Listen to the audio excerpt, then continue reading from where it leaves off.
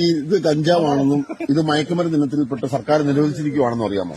അതും അറിയാം. അത് എന്ന് നിരോധിച്ച്, ആര് നിരോധിച്ചു, കേരളത്തിലെപ്പം നിരോധിച്ചെന്ന് എല്ലാം അറിയാം. അതിനെപ്പറ്റി അറിയാം. ഈ പറയുന്ന സംഭവം മയക്കുമരുന്ന് വെച്ചിട്ട് കേരളം മുഴുവൻ ഡ്രഗ്സിന് അഡിക്റ്റ് ആയിട്ടുള്ള ഒരു കൂട്ടം ആൾക്കാരാണെന്നുള്ളതിനെ പറ്റി അറിയാമോ? അതല്ല, അതിനെ ഒരു കൂട്ടം ആൾക്കാരെ എന്നെ സാറിന് ഇപ്പൊ ഒരു പഞ്ചായത്തിൽ 1000 പേരുണ്ടെങ്കിൽ അതിലൊരു 10 പേരെ കഞ്ചാവ് അടിക്കുന്നുള്ളൂ. പക്ഷെ ഈ 1900 പേരും മദ്യം അടിക്കുന്നു. അപ്പൊ ഒരു സ്ഥലത്ത് പ്രശ്നം നടന്നു കഴിഞ്ഞാൽ ഏറ്റവും കൂടുതൽ പ്രശ്നം ഉണ്ടാക്കുന്ന മദ്യം കൊണ്ടല്ലേ. പക്ഷെ പിടിക്കുമ്പോൾ ജനങ്ങൾ പറയുന്ന ഉണ്ടാക്കുന്നതാണ് കഞ്ചാവ്. ഞാൻ ചോദിക്കട്ടെ, MDMA ഉണ്ട്, പ്രൊതലീനുണ്ട്, മോർഫിനുണ്ട്, അതുപോലെ തന്നെ LSD ഉണ്ട്. അതിനൊക്കെ കാശ് വേണം. അതൊക്കെ വലിയ കാശ്. ഞാൻ പറഞ്ഞ അങ്ങനെ കാശ് 2000 രൂപയില്ലേ?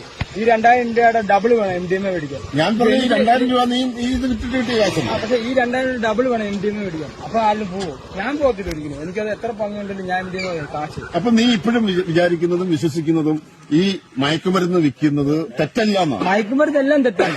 ആശുപത്രി ഇത് മയക്കുമരുന്നാണോ? ഇല്ല, ഇത് മയക്കുമരുന്നിന്റെ കൂട്ടത്തിൽ സർക്കാർ 85 പെടുത്തിയത് വെറും 29 വർഷമായിരുന്നു. മയക്കുമരുന്ന് സർക്കാർ പെടുത്തിയതാ. അത് പൊതുവെ ഒരു പ്രകൃതിയുടെ ഇത് നോക്കുവാണെങ്കിൽ ഒരിക്കലും ആരും പറയത്തില്ല. കാരണം ഇതിനെ പറയത്തില്ല.